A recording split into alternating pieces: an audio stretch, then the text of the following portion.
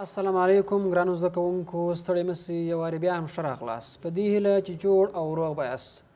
مړو تاسې به نن د خیره په همدې درس کې په کړۍ یعنې بند لرونکو چینجیانو په پایلم باندې او هم د اغزي پوټکو په پایلم باندې بحث کوو. هیله ده تر پایه راسره پاتې شئ. نو دا دوم پایلم دی، ځکه مړو تاسې اول پایلم چې د مولاسکا پایلم په تیر درس کې مو وپېژندئ د بېشمزو حیواناتو څخه. دوم پایلم یې د کړۍ یعنې بند لرونکو چینجیانو پایلم دی. د انلیدا پایلم یا کلمه له انیلوس څخه اخیستل شوې ده چې معنا یې کوچنۍ کړۍ ده. که چیرې موږ تاسو دغو حیواناتو بدن ته وګورو، بدن یې کړۍ دی، نو ځکه خو انلیدا ورته ویل کېږي. زیاتره سمندر کې اوسېږي، ځینې یې په خوږو اوبو کې په نمجنو ځایو کې، او یا ځینې یې په آزاد ډول باندې، او یا ځینې یې په پرازیتي ډول باندې هم ژوند کولی شي. پرازیتي دا معنا چې د بل ژوندي موجود په بدن کې واوسي، هغه ته تاوان ورسوي. دوی دوه اړخیز تناظر لري، یعنې بایلیټرل سیمیټري، یعنې که چیرته بدن په دوه برخو ویشي، هرې خواته مساوي برخې ویشل کېږي، او د وینې دوران یې تړلی دی. که چیرې موږ دوی د وینې دوراني سیسټم ته وګورو، همدغه یې رګونه دي چې یو پورتنی او لاندنی رګ دی، او دغه رګونه په ټول بدن کې همداسې خپاره شوي دي او دغه ټول بدن ته وینه ورسوي. له ژورې ماسې او د ټول بدن د شیټا کتني تارو په وسیله باندې پوښل شوی دی، او هم نازک کیوټیکل لري. تاسو وګورئ بدن یې کوچني کوچني وریښتان لري، د وریښتانو ته یې شیټا ویل کېږي، او هم یې بدن د کیوټیکل په وسیله باندې پوښل شوی دی. کیوټیکل خو نو هغه پوښ دی چې دوی بدن یې له خارجي له خوا څخه پوښلی دی، او دوی له خارجي صدمو څخه، له یخ څخه، له ګرمۍ څخه، له دې ټولو څخه یې ساتلی شي. هضمي کانال یې د ټیوب په ډول باندې غځېدلی دی، تنفس د پوستکي یا برونش په وسیله باندې کوي. یعنې دا دوی هضمي کانال دی. دا یې خوله ده، همدغه یې حلقوم دی، بیا کلمې پرتې دي، ججوره یې پروت دی، بیا وروسته ټول بدن کې کلمې خپرې شوي دي، او تنفس یا د پوستکي په وسیله باندې کوي، او یا په دوی کې هم برانشونه شته چې د هغې د لارې دوی تنفس کولی شي.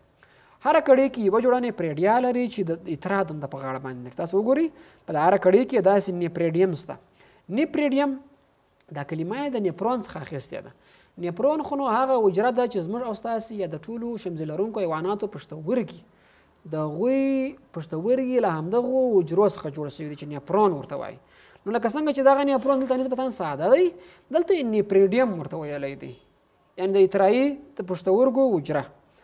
عصبي جهاز یې یوه جوړه مغزي غوټې دي، او د ګیډې غبرګ عصبي تناب لري چې په ټول بدن کې خپور شوی دی. دا عصبي غوټې ده، په لاندې او پورته برخه کې همدغه رګ خپور شوی دی. حسي غړي یې د څکلو، لیدلو او نور دندې سرته رسوي. دا حواس په دوی کې شته. اوس دغه کړۍ لرونکي چینجیان موږ او تاسې د وریښتانو د لرلو او د نه لرلو له مخې ویشو یې، چې په لاندې ګروپو باندې ویشل شوي دي. اول یې پولي شیتا دي. پولي شیتا، پولي معنا ډېر، شیتا معنا وریښتان. دا هغه حیوانات دي چې په خپل بدن باندې ډېر وریښتان ولري. لکه ښه مثال یې نایرس براني دی چې شاوخوا یې ډېر وریښتان په خپل بدن باندې شته. په کلفورنیا کې سمندري حیوان دی. بل بیا اولیګو شیتا دی. اولیګو شیتا یعنې د لږو وریښتانو درلودونکي. دا هغه حیوانات دي چې لږ وریښتان ولري، په خوږو اوبو او نمجنو ځایو کې شته، لکه د ځمکې چینجی چې لږ وریښتان لري. درېیمې بیا هیروډینا دی. دا بیا شیتا یا وریښتان بیخي لري نه، په خوږو اوبو کې اوسېږي، لکه ښه مثال یې ژوره ده.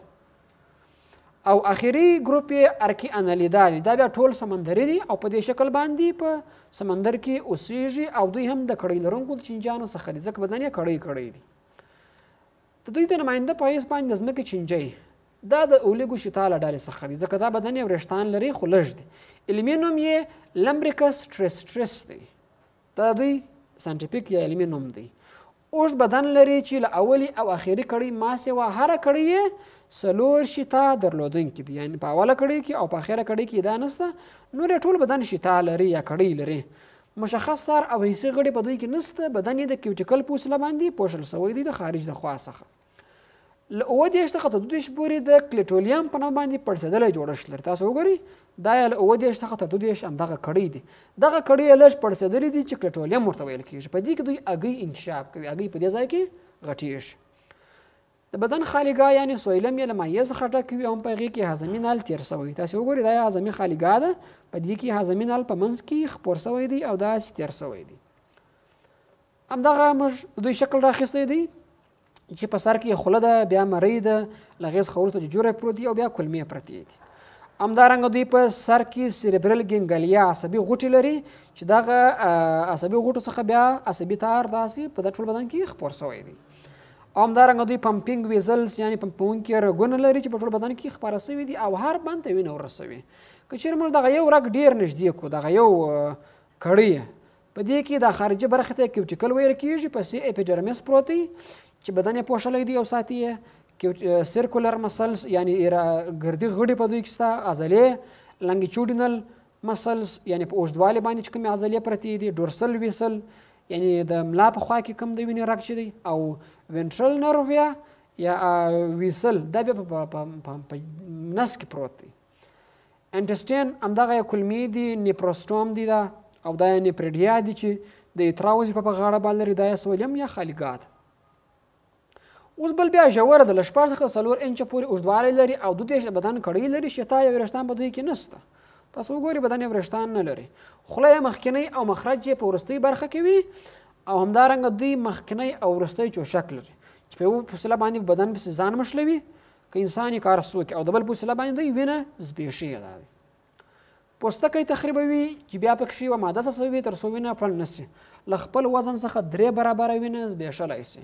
د همدغه ژورو یا لیچس یو جالب حقیقت یې دا دی چې دوی انسانان سمندرونو یا اوبو ته ځي، هلته په هغو کې پښې دننه کوي، د همدغه لیچ په وسیله باندې درملنه کیږي. ځکه دغه لیچ چې دی په دغه پښو باندې راځي، هلته په هغې ځای باندې چې کله نیش لګوي د وینې جریان ډېرېږي او د هغې په وسیله باندې دوی د ځینو اشیانو درملنې لپاره استفاده هم ورڅخه کوي. د دوی اهمیت څه شي ده؟ دوی د غذایي ځنځیر یو ډېره مهمه کړۍ ده، ځکه مختلف حیوانات دوی څخه تغذیه کوي او دوی د غذا په حیث باندې استفاده کوي. او د سمندري حیواناتو لکه کبانو لپاره ډېر خواړه جوړوي چې کبان بیا موږ ته ګټه کوي.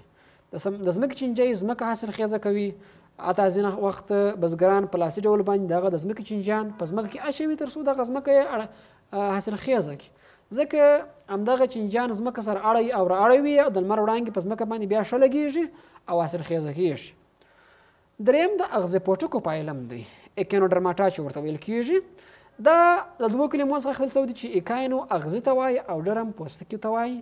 دا هغه حیوانات دي چې بدن یې اغزي ولري او دغه اغزي له کلسیم کاربونیټ څخه جوړ دي. شاوخوا دوی وګورئ کوچني کوچني اغزي لري. دوی سمندري دي، ډېری یې په آزاد او ځینې یې ساکن او ځینې یې لامبو وهونکي دي. یعنې لاروا چې ده هغه په ساکن شکل باندې وي او بالغ یې لامبو وهونکي دي چې په بحر کې لامبو وهي. بالغ یې 5 اړخیز شوایي او لاروا یې 2 اړخیز تناظر درلودونکي دي. یعنې 5 اړخیز دا معنی چې دوی بدن منو تاسې د 5 خواو څخه داسې په 2 برخو باندې ویشلی سو.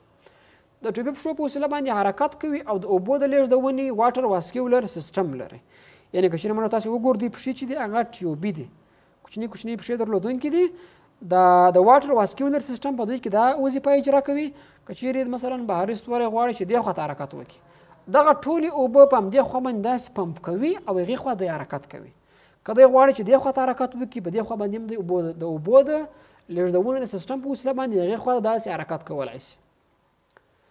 احکي داخلي اسکلیټ لري، هضمي سیسټم یې بشپړ او لولهیي دی چې په ټول بدن کې همداسې خپور شوی دی. د بدن خالیګاه یې غټه ده او له مایع ډکوي چې اکسیجن خوراکي توکو په رسولو کې له دوی سره مرسته کوي.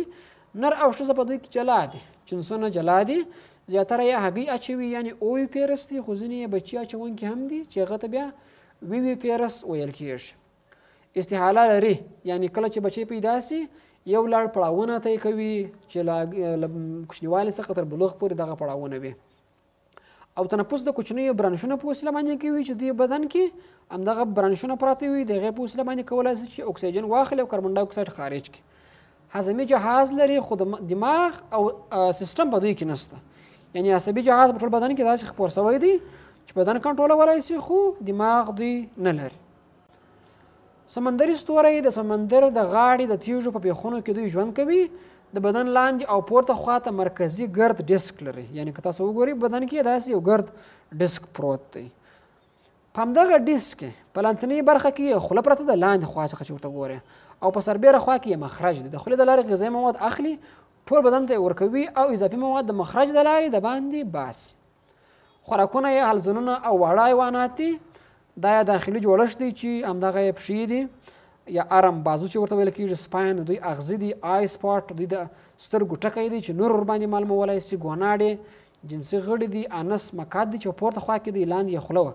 پیلوریک سټمک د معدې برخه ده، کارډیاک سټمک یعنی دا هغه برخه ده چې زړه برخې ته نږدې ده، او همدارنګه سیو پلیټ یا هغه سوریان په دوی کې شته. ډایجسټیو ګلینډز هضمي غدې دي چې په هضم کې کومک کوي.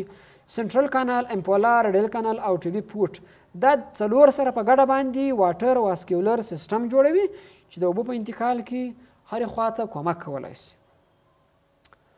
نو ګرانو زده کوونکو دا اوس زموږ او ستاسې د نن ورځې درس. تر راتلونکي درس پورې مو په خدای سپارم. ښه وخت او ښې چارې.